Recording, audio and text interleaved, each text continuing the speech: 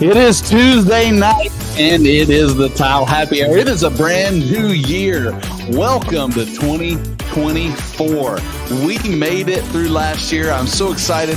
Things couldn't have gone better for the holidays, but it is now a new year. We are pushing forward, and the Tile Happy Hour will continue. We will push on through Tuesday nights and answer all of your burning tile questions. And speaking of things that burn and need ointment, welcome John Tedesco live from New York. How you doing, John? I can't believe it's 2024. Happy New Year to everybody out there. Today's what? 1/2/24. Wow. It's 1/2. Yeah, I don't know. I know that a bunch of people got married. Looks like on 12/31. 23 because it was 1/2/3 1/2/3. It was craziness. People trying to do that and get everything I guess settled up. What's so funny is who waits to get married when it's a gimmick? I don't know, but I guess it happens. I heard that. I think it was in Carolina. I could be wrong. They brought like extra. At an airport, they brought like ministers in to do like marriages at some facilities so people can get that. It's a perfect thing for a guy, right? Because guys typically are notorious for forgetting your anniversary. Right.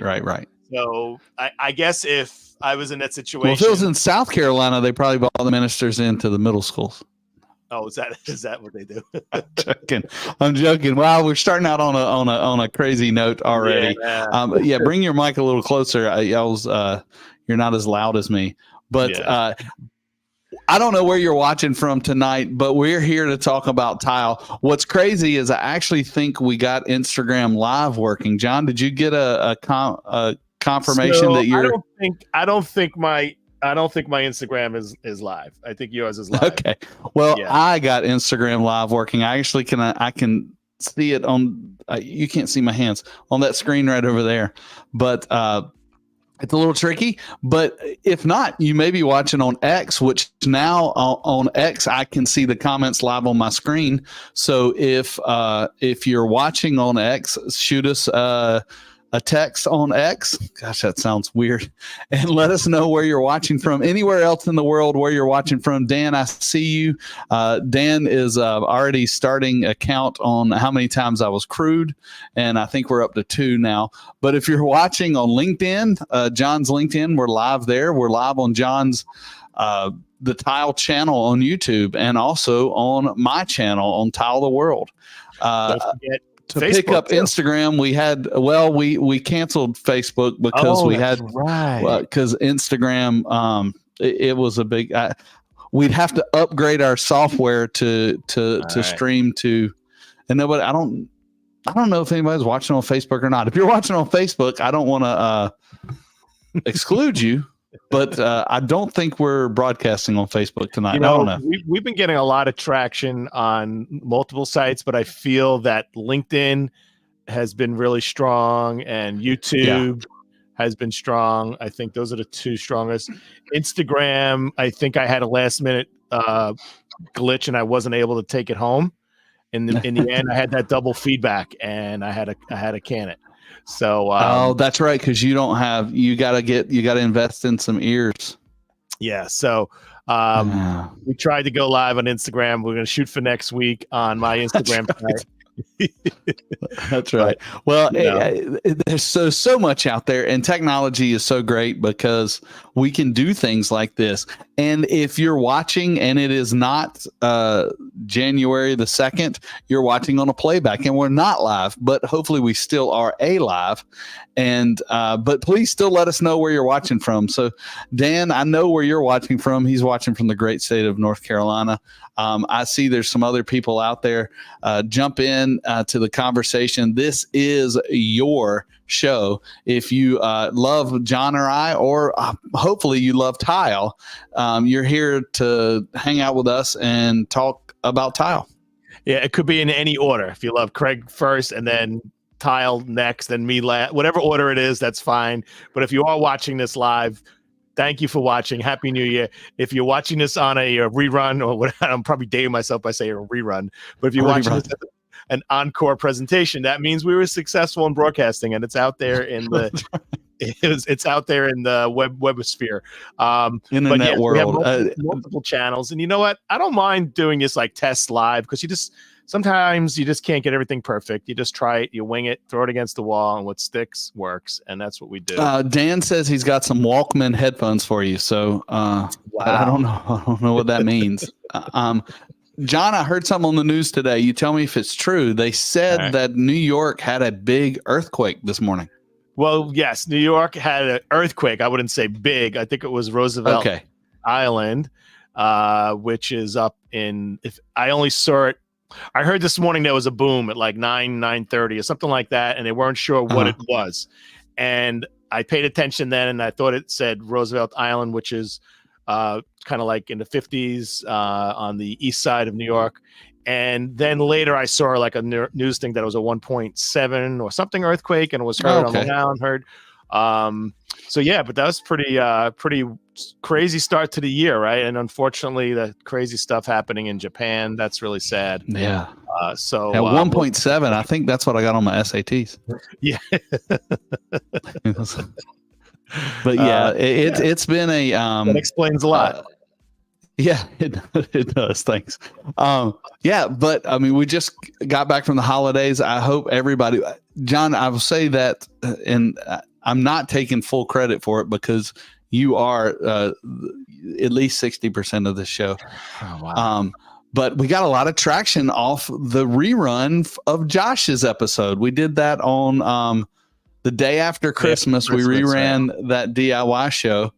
And if you'll notice, John, you'll start seeing this because you're tagged in it, that the clips from his episode are starting to filter in, getting a lot of comments off that DIY episode. I like he's just a dynamic guy. I think that's a big part of it. I noticed that, one of the graphics we put up, it didn't have me or you on it at all, and it got a lot of views. So I think that I think one of us is going to have to go and bring him in. That may be it. Maybe we should stop putting our face. We'll just start putting random people's faces on there and see what kind of traction we get. And whoever gets the most traction, we'll just keep that as our mascot. That's true. Well, 2024 is here. We've been teasing people about guests. We have a lot of guests lined up, so you're going to start seeing that soon. But you're the guest. You're the viewer, people you're watching. So if you want to chime in on any of those sites that you're watching on, let us know where you're watching from, what town, what city. If you want to be incognito, just let us know what room you're in, and we won't tell. We won't tell your parole officer where you're at, but we just want to know that you're here. If you're actually watching this and you want it like a pen pal in jail, send us a letter. I know all Craig's friends, probably there. But it is 2024. 2023 was an amazing year. Challenging in many ways. Business, personal, the world.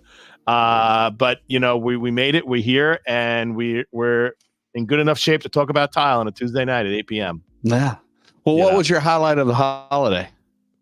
I guess the highlight was my kids. My son, lives in Portland, Oregon. My daughter's down in St. Pete, Florida. So sometimes one comes for Thanksgiving, one comes for Christmas, and sometimes the moons align. And this time they did. They were both here. So that was really good to see them come over and spend some time. We had a lot of good family time. My son saw Billy Joel at UBS in Elmont for the New Year's Eve. So he had a concert at UBS in Elmont, and they counted down at midnight at the arena. So so he said it was amazing. That's good. I'm actually going to see Billy Joel, I think, in May, I believe. So looking forward to that. I haven't seen him. I'm a real concert guy, but I haven't seen him. Oh, wow. My wife and I, when we were there last summer, we went and saw him at Madison Square Garden. I think it was he had some record of how many times he's played there, because he lives right across the river. And we were there on one of those nights. I don't know if it was 80, 800. I don't remember, but it was cool, man, to see him. Happy New Year, Josh. Thanks for tuning in. Well, we, we spent the holidays at the coast. We were here in Raleigh for Christmas, but really only for that one day. And it was so odd because we're having the inside of the house painted. So as soon as we opened presents, had breakfast, we took down the tree, everything. It was like Christmas never happened, and we headed to the beach. But we saw the coolest thing. Our island that we have a place on faces south. Okay. And it was a clear night, and we were able to see SpaceX launch. Oh wow! I don't remember if it was. I think it was the 30th. Well, And I was a it little was disappointed. I thought you were going to say something about Santa Claus, but okay, keep going. Do you think SpaceX travels on with Santa Claus? Oh, it's possible. Maybe. Now, But it what was does the it look neatest like? thing. Was it like a lot of little dots Well, and stuff? Was it like a stream? what of was things? unimpressive was the launch, because we're so far away. I mean, I don't know what it is. Right. I mean, Dan, you tell me how far it is from my beach to Cape Canaveral. It's got to be at least 30 or 40 miles. But so at first it was only a red dot, and it kind of went up through the air. And I don't know if it was coming our way or what was happening. But when the stages came apart, it looked like a jellyfish in the sky. And it was really the coolest thing you'd ever seen. And I'm trying my hand at photography, and I'm not doing a good job at it at all. My son, I saw some of your pictures. I think they were pretty good. I didn't see the bad ones.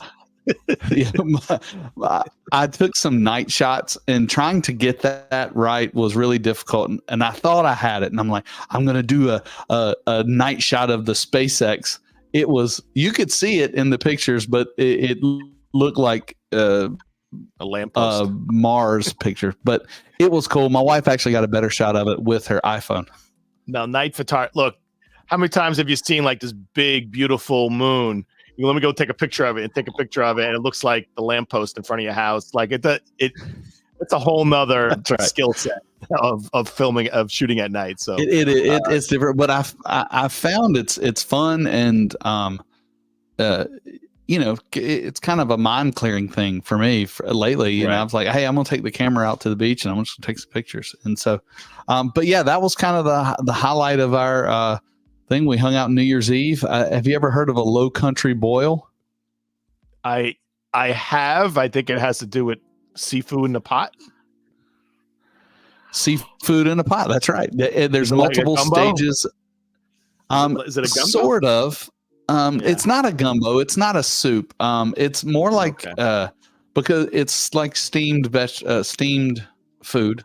But it's a process, and so we did that. I have a outside cooker, and I don't know how big the pot is, but it'll fit a turkey in it, and so with potatoes, sausage, crab legs, shrimp, and so New Year's Eve, that's what we did. It takes about an hour to boil it all, because you got to do it in stages and all that stuff. But the fun thing about it is you put butcher paper on a big picnic table, and you just dump it out. Oh, okay. Yeah, I've seen that. Yeah. And then you just go in. I mean, yeah. Well, my seafood event was, the Italians like to do our 7 fishes on New Year's Eve, Christmas Eve. So Christmas Eve, December 24th is just as big as a holiday as December 25th in my entire life. Just as big a holiday. I mean, we're still celebrating the same thing, but from a family perspective and getting together and who's going where and who's cooking. Christmas Eve is a big deal, and the food is very specific. And do you know on New Year's Day what a lot of Italians eat on New Year's Day, particularly Southern Italians? I bet it's not the same thing as what the Southerners eat on New Year's Day. Oh, grits? What do they eat on New Year's Day? No, well, you go first. So what do Southern Italians have on New Year? And this same thing as if you don't eat it on New Year's Day, you don't get good luck for the year. Is that right? Well, it's the other way around. You get good luck if you have it. I don't know if you don't do it, if you don't get it. But if you do have it, if you want to have good luck, you eat lentils. Lentils. Okay. Lentils. Yeah, lentils are a thing. And also, you're not supposed to eat chicken on New Year's Day. You can eat pork. I don't know that reason. Okay. but lentils are a thing in a lot of Sicilian families. Not all of them. Well, But that is close to what we do down here. Dan actually, he knows black-eyed oh, peas and collards. wow. So Black-eyed peas. Interesting. So if you eat black-eyed peas and collards, you're I don't know if you're promised good luck, but you'll have good luck for the year. So when we came home, we packed up and came home on New Year's Day, and my mother-in-law had a ham, black-eyed peas, collards, and that's what we had. And your house was already Christmasified, so you had no. It was already Christmasified, but it was painted, and it was a nightmare. There was. Oh, really? We had to put all the stuff back on the walls. There's paint splash. It was gross. It was gross. But next time I told my painter, I said, listen, I'd have paid a couple $100 extra if y'all would have cleaned up. Yeah, well, you should assume they're going to clean up. But anyway. Yeah. I mean, they didn't leave a huge mess. It was just, after construction in your house. But we got it almost all put back together before I crashed last night. And here we are today. That's it. Well, I'm glad to be here. We're glad everyone's out there. We're talking about tile tonight. We're talking about anything in tile. So if anyone has any comments or questions, feel free to shoot us a message. And if we don't get to it live, we'll get to it afterwards. We always reply to our messages directly. And, the show has, episode number. I don't know what number we're at. Do you have an idea? Oh, gosh. I think we're 41. Actually, I didn't hook my hard drive up. So I believe we're 41. All right. But I save all our episodes on an external hard drive, and I'm sitting here looking at it. It's not plugged in, and I'm scared to plug it in because things are already running slow tonight. Yeah. So let's just say we're starting 2024 on episode 41. All right. That's a good thought. Yeah. And we started talking about. You thought of this topic. What was your brainstorm on the topic?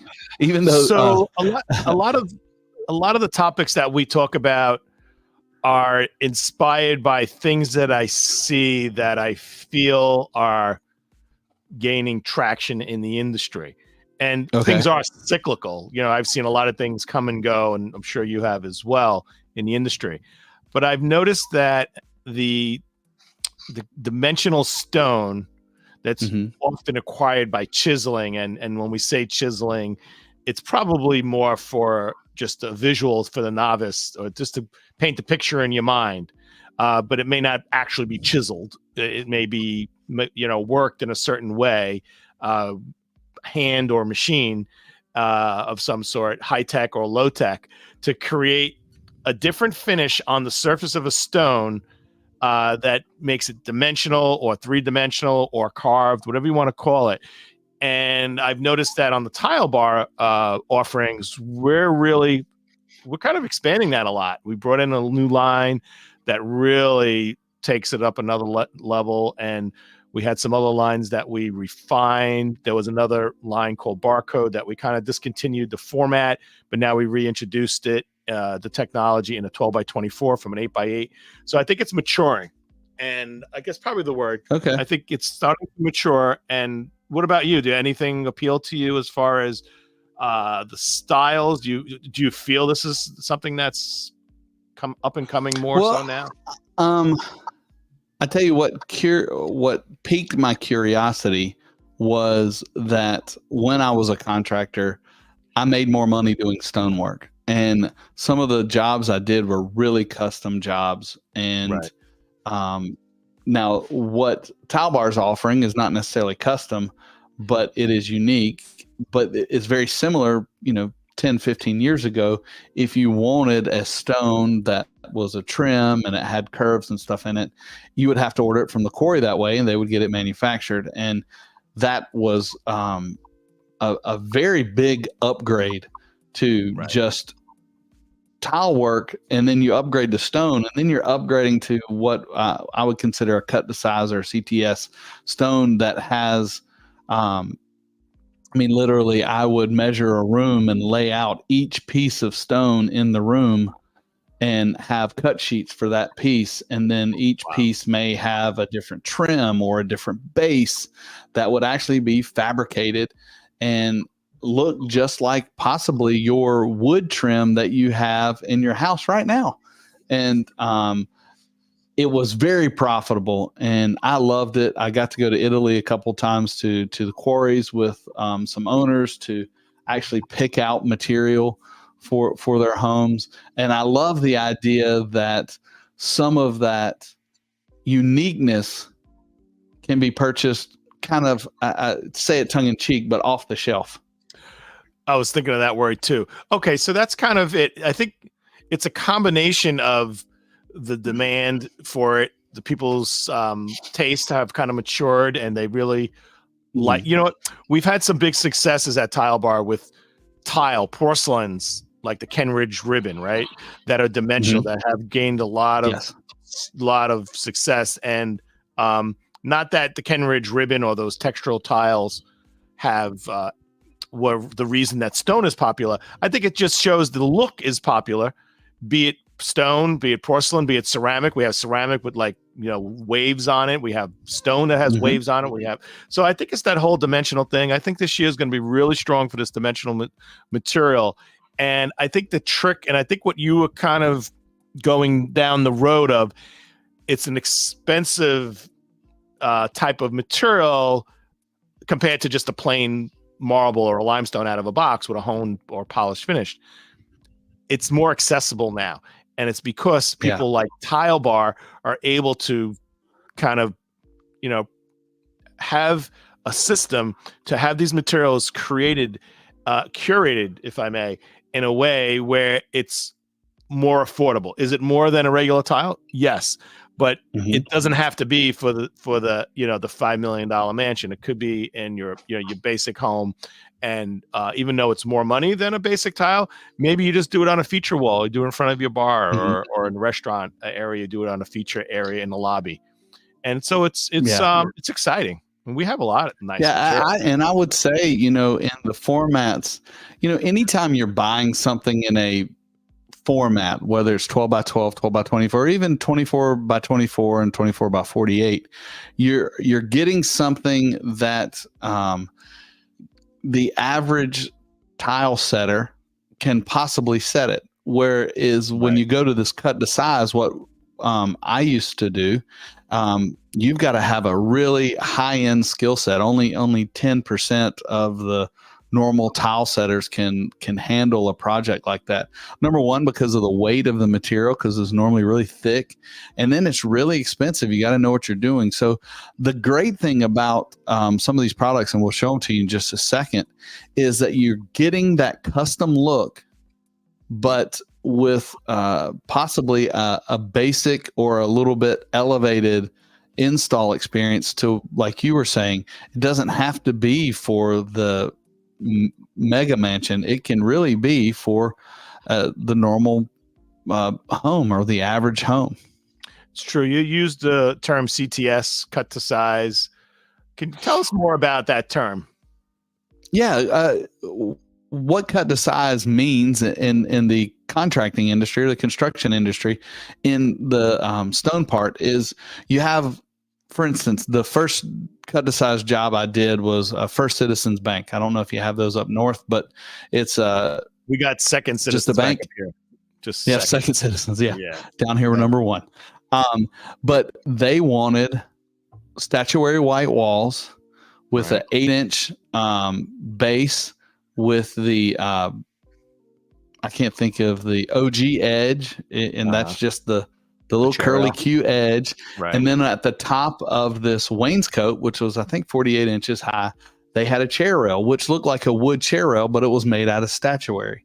And so that room, let's say it's 12 feet by 12 feet long by 16 feet wide.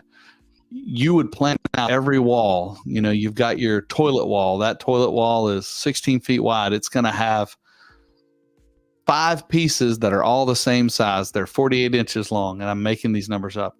And then you're going to cut in the other ones, and it's going to be made exactly for that wall. So when the quarry You send those drawings over to the quarry. It's a bunch of squares, and say, I want it this length and this width, and it'll have a number on it, and that it'll be piece number. Say the room number is 137, 137A, and it'll be A through G around the whole room. And so every one of those pieces are cut to size. So when they come in off the container and you unload them from the crate, you find the room number, you find the piece number, and you look at your drawing, and it's like a puzzle. The abbreviation goes here. Well, that's cool. And that abbreviation could be, I wouldn't say misleading, but if a novice hears the word cut to size, they may think, oh, Craig's showing up, is going to cut it on the site to size, of course. But I think it's just easier to say CTS, but it probably should say PCTS, like pre-cut to size, right? Yeah.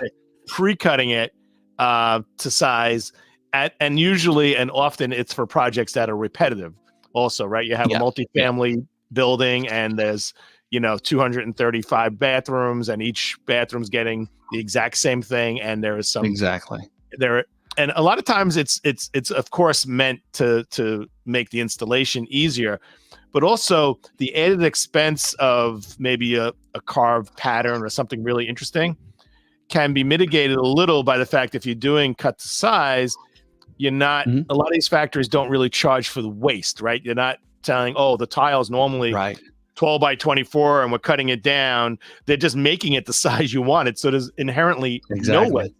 Well, I guess the reverse is true. Now, and the danger in that is, you want to order 48-inch chair rail because that's your most common one. So you have 500 pieces that are 48 inches long. And then where you always struggle is, do I go ahead and pre-make all my cuts? Or like you said, do I possibly cut them in the field?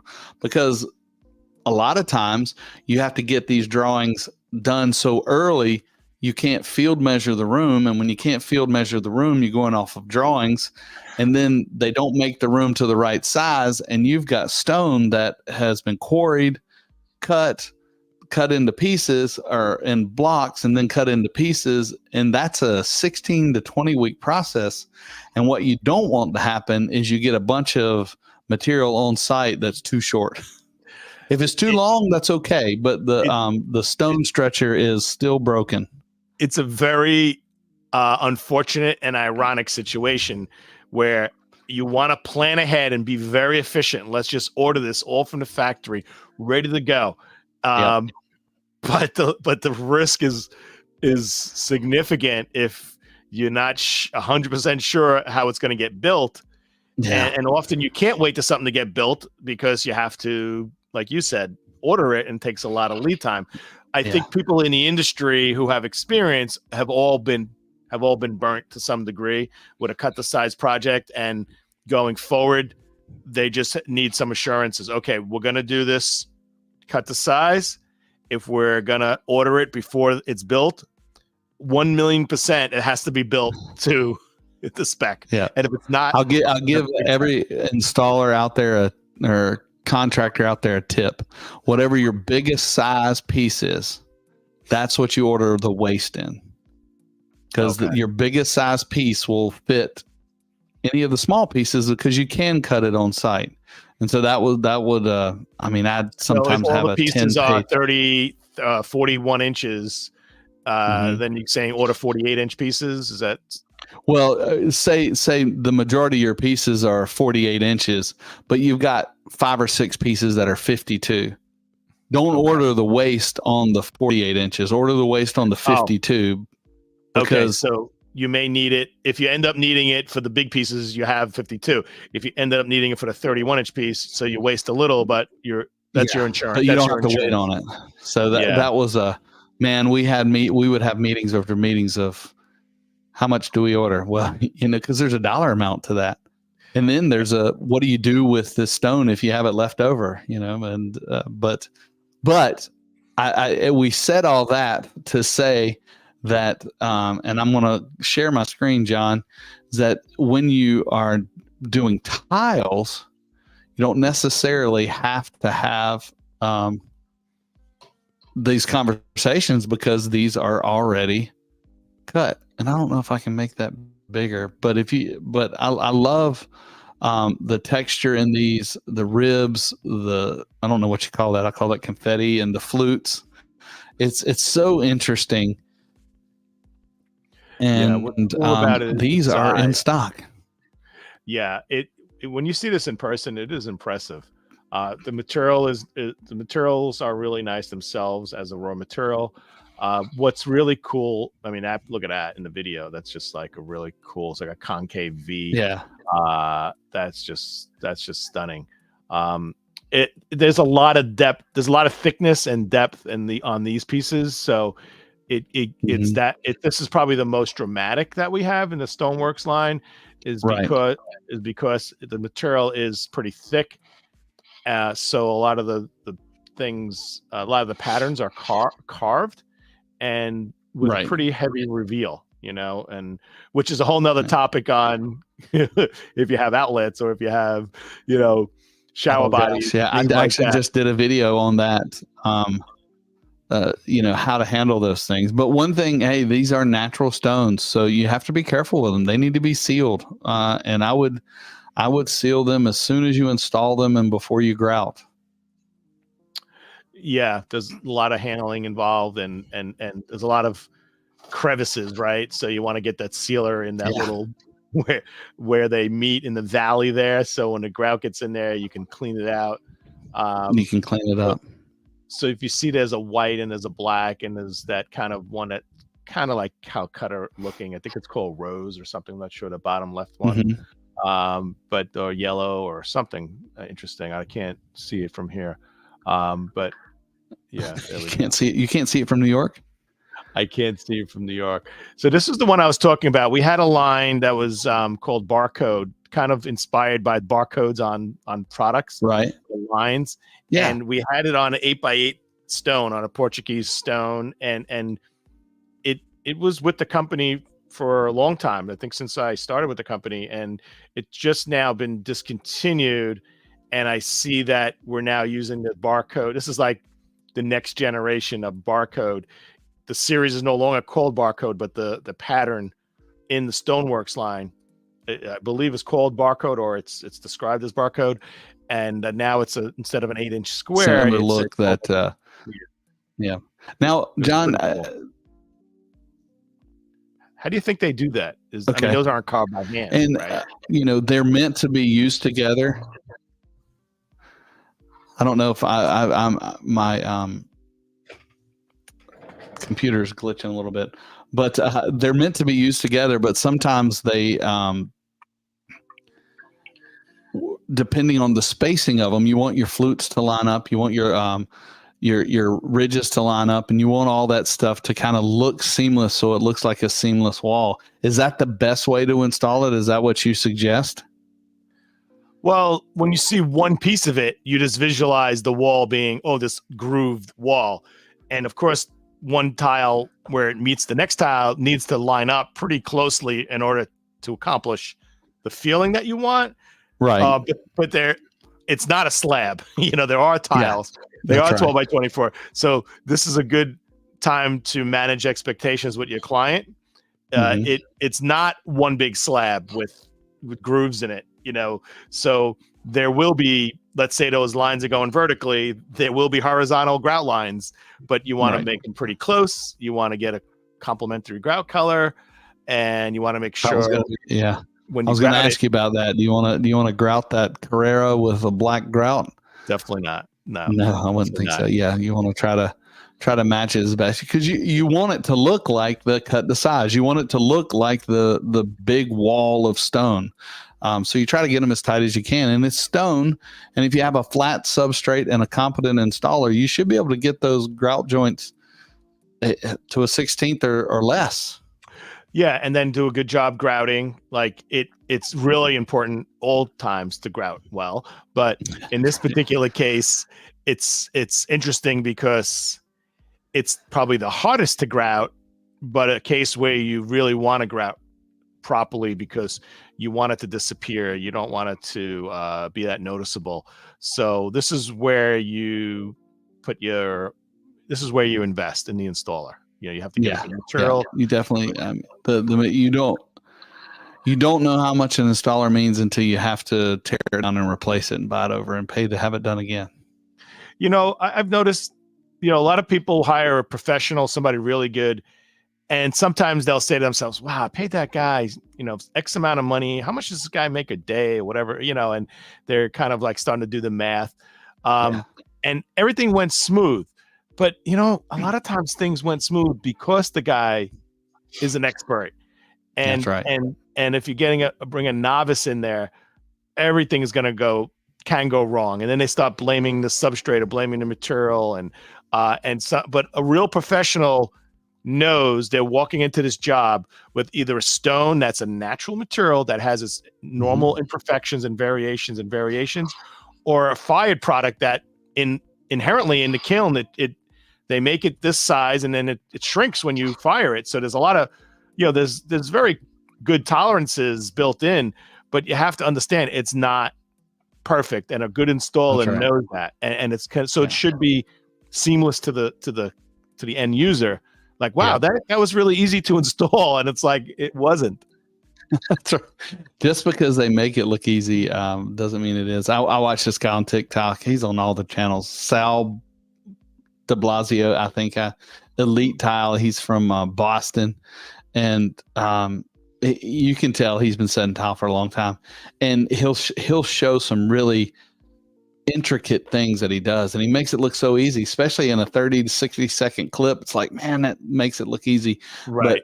But I've watched people try to do that in real life. It's not easy.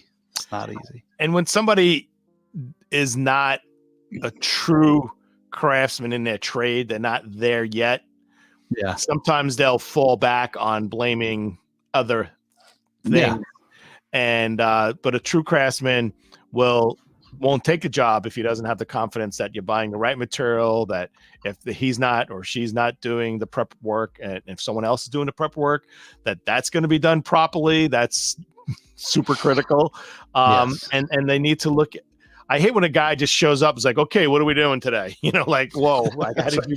Wait a minute, you didn't think about that before you got here? Well, tell me about this. Tell me about Semena. Did I pronounce that right? Semena. So Semena is a limestone from Turkey.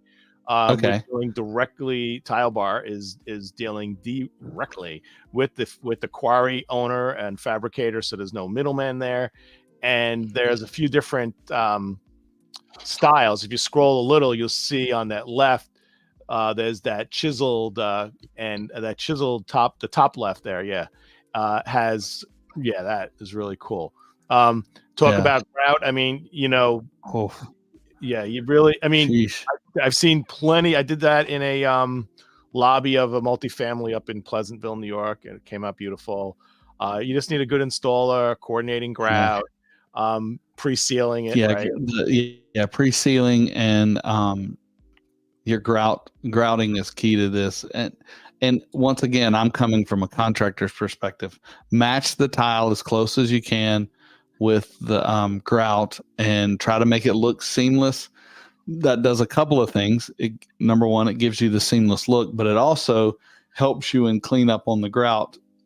It doesn't stain the tile a different color than it's trying to already be. Yeah. And don't throw the low guy in the totem pole on the grouting. Like, no.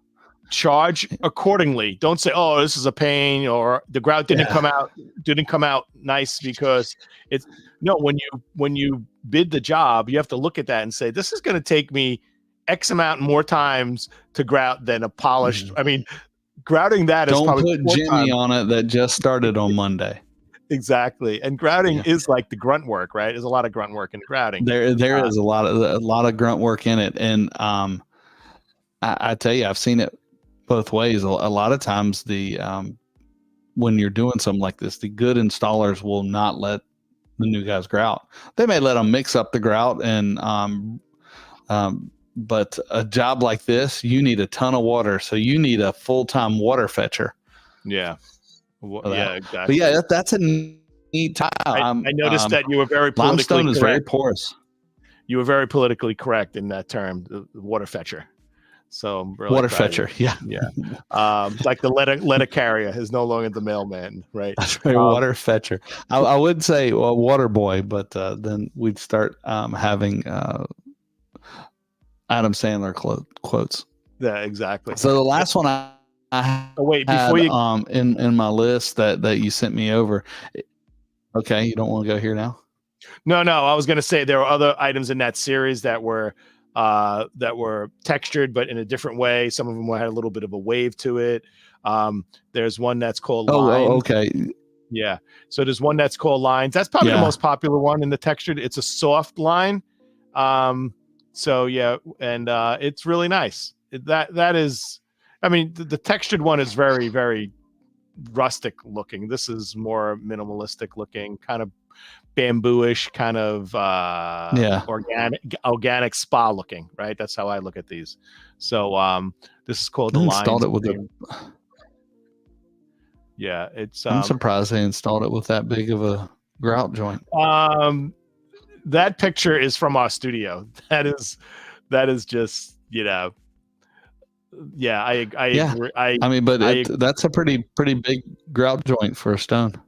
Yeah, I think on the job I would ask for it to be tighter for sure.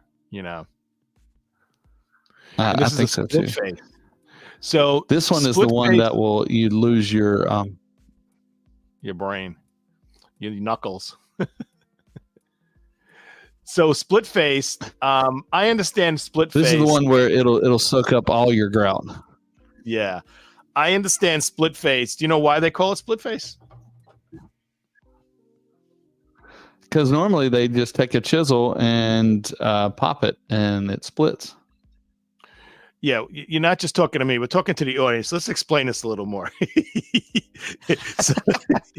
I actually had a picture. I was trying to make the thumbnail for today, and I actually pulled out pictures from like the 30s of guys making stone and doing exactly what I just said, taking a block of stone and putting chisels in it one at a time until the stone pops and breaks and creates what kind of face?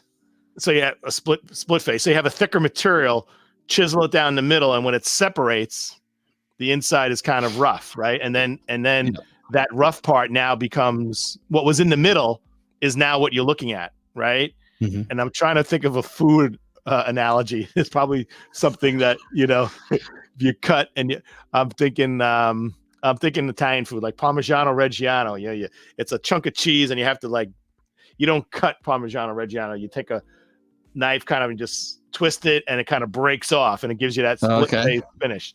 And so that's what I think. Parmigiano Reggiano finish. That's what I call it. I'm going with I buy Parmesan in the bag that's already in the little green can. Don't do it. Is that what do you mean? That is cheese. No, don't do it. All right. So let's go to the last one, which is called Waves. This is probably my favorite. I love the texture of this. I love I don't know if you call them flutes, ribs, whatever. And look at that. You can see light through it, which if you've got light coming through your walls in your bathroom, you've got bigger issues, but it is cool. Well, that first material, let's just talk about material. That first material, that's just the nature of that material. It has like little silica flecks or something in that kind of has this semi-translucent effect to it. It is a marble. It's not an onyx, and then there's kind of this white Carrara kind of looking material and the kind of Neramaquino looking material. And so I think what's nice about it, and I think maybe one of the reasons it's your favorite, is that it has texture, but it's also has a nice soft feel to it. And I think subliminally you like it because it's probably the easiest to grout out of all the ones we just looked at. So I think you're just gravitating to it a little. I'm not saying it's easy to grout, that's it.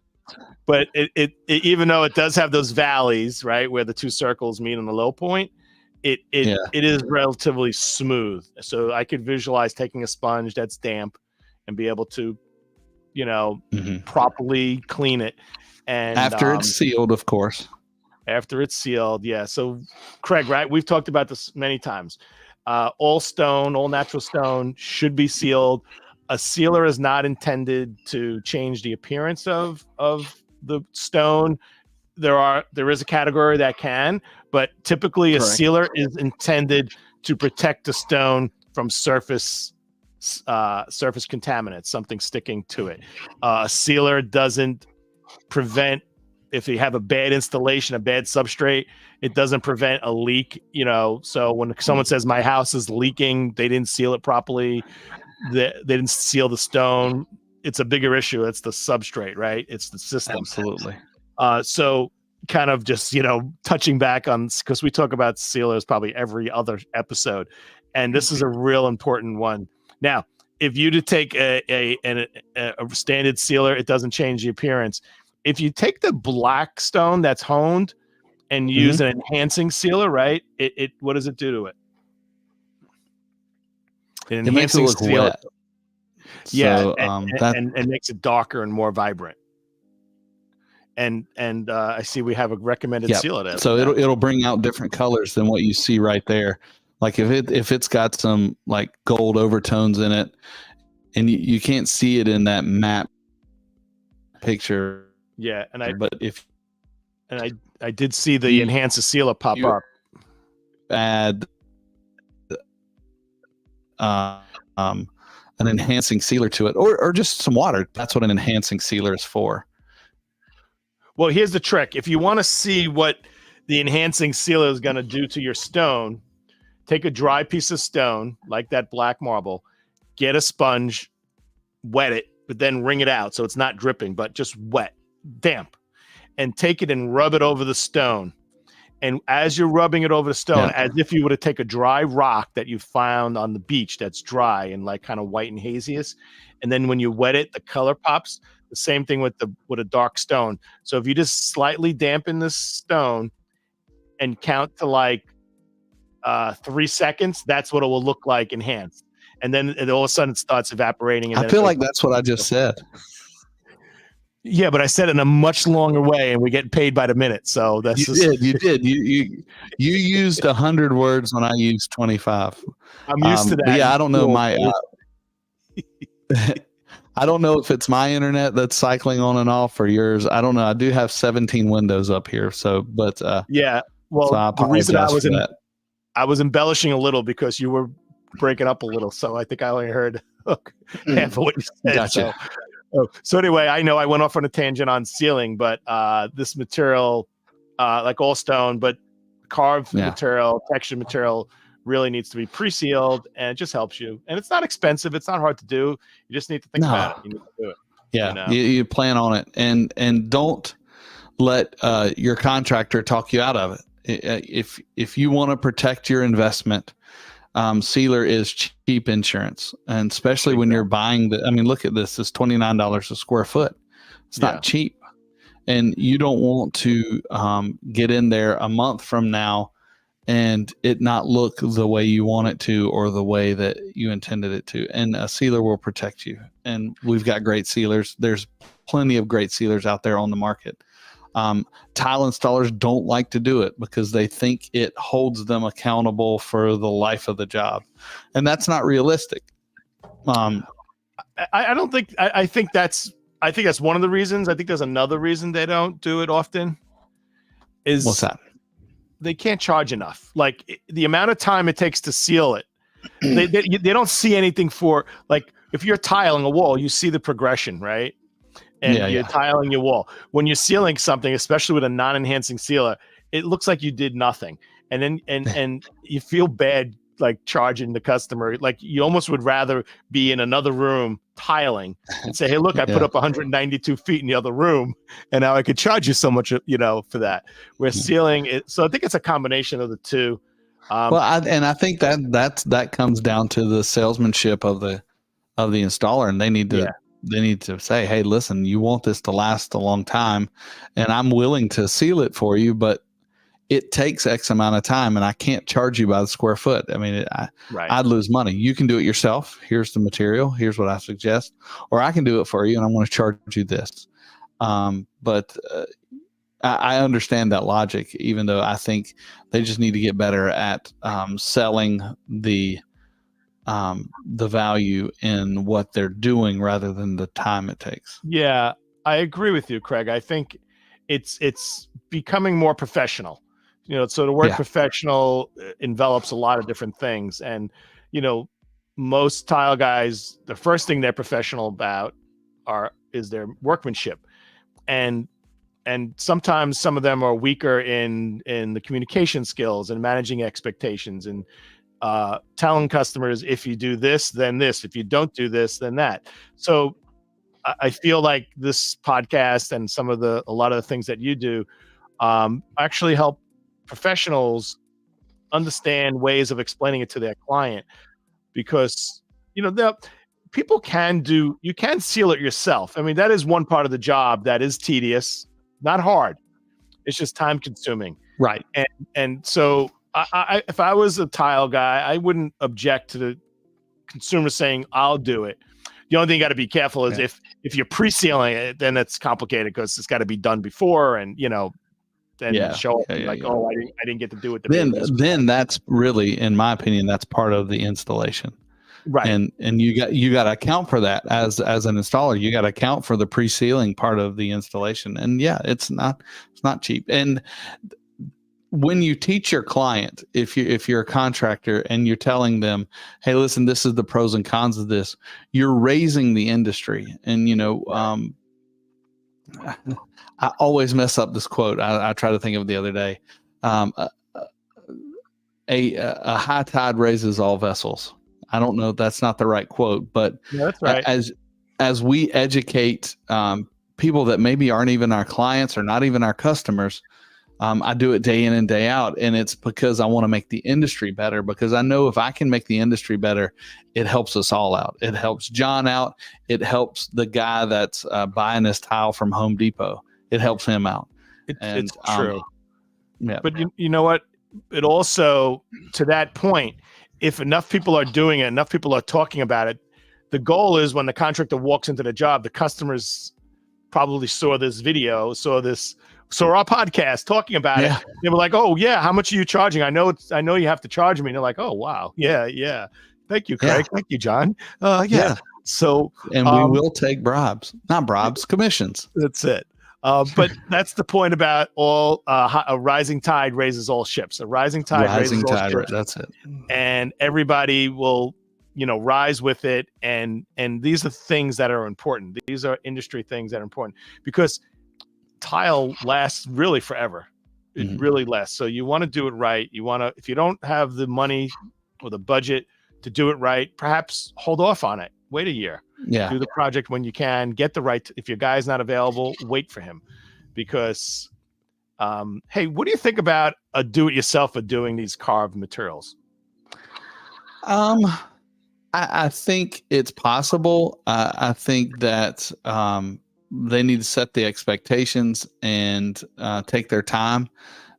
Any type of stone work is more difficult than a ceramic or a porcelain tile, because stones are cut exact. A 12 by 12 is 12 inches by 12 inches exactly. 24 by 24 is 24 by 24 exactly. The thicknesses are very consistent. So therefore, with this premium product, without a premium install, they can look terrible. Right. You can do it. Proper technique is critical, and taking your time is critical, and not trying to say, yes, honey, I'm sure I can do our bathroom in the weekend. It may need to take 3 weekends, because it's expensive, and tearing it out is a no-go. You've ruined the material. You may have ruined your substrate. But if you don't feel comfortable, call somebody. Yeah, wait. Or if you're going to do something yourself, we've talked about this before, try to use material, even the layout. Like, don't start off with a diagonal herringbone, right, on your backsplash. Like, start off where you can start off with a straight tile first, and don't start off with a hexagon where every edge is a cut. Like, you can't get away from it. So set yourself up for success, not failure. So if you're do-it-yourself, if you're a tile guy, also, if you need to gain your experience, and in your career, you're going to do these projects and you're going to enhance your skills as you move along. I do notice sometimes some installers tell a customer, "Oh, I have an idea. Why don't you do it this way?" And sometimes I think they're saying it because it's easier to do it that way. Yeah. Let's give you a 1/2-inch grout joint. I love it. It's great. That's right. That's right. So, everybody evolves, everybody kind of expands their knowledge, and as long as you're always working to improve yourself and improve the industry, it's really good. And that's what we're here for. So if you have any questions or comments, any suggestions on this topic, any other topic, this is the Tile Happy Hour. We're here every Tuesday at 8 p.m. to roughly 9 p.m. We have a lot of guests coming up in the future, and we have a lot of good topics coming up. And we're just happy that you're out there. What do you think, Craig? Going to be a good year? Absolutely. I'm excited about this year. I'm excited about the things we have coming up. We said right before the holiday break that, we're going to be broadcasting from coverings again in Atlanta this year. So if you're out there and you're in Atlanta, come see us. We'd love to meet you and talk to you. And this year is going to be packed full of stuff. There's stuff happening in the industry. We're seeing a lot of growth. So I'm super excited. And tell your friends, your tile nerds, fellow tile nerds, let's get together and talk. We're here and we want to hear what you're dealing with outside of our four walls, on the job sites, in the showrooms, in the quarries, in the factories. We don't discriminate. We want to hear from every part of the industry, because as we just said a little bit ago, the more we learn, the more it raises the bar of the industry, and it helps everybody out. Yeah, I agree. I couldn't have said it better. So thanks for watching, everybody. We'll see you. Hey, we're going to probably broadcast from Coral Gables maybe next year, this year also, right? What do you think? Yeah, I think so. And I found out that those lights that we got, the one that you have and I have, Right. I actually broke mine down to go to the beach because we did our podcast while I was at the coast, and it breaks down pretty easily and travels really well. So I think the quality is going to be a step up from our broadcast last year in Coral Gables. Maybe we'll do it out poolside, something. Yeah, that'd be fun. Yeah, although it was 109 degrees that day. That's true. Yeah, maybe not. Yeah. So we have a lot of guests. We have 2 definitely on the road locations, maybe a 3rd that we're thinking of, maybe a 4th. So we're going to have a lot of exciting things. We'd love for you to be with us, stay with us, take this journey with us during this year. 2024 is here. We're really happy that the Tile Bar company has such a broad range of products and a broad range of like styles. And Craig and I really just love to talk about tile in general. And we're just happy about it. And we're happy that you're here. So this is John Tedisco. I'd like to wish everybody a happy new year, and like to also wish you peace, health, and happiness. And this is Craig. Once again, it's Tuesday nights, the Tile Happy Hour. We love learning together, and let's tile the world.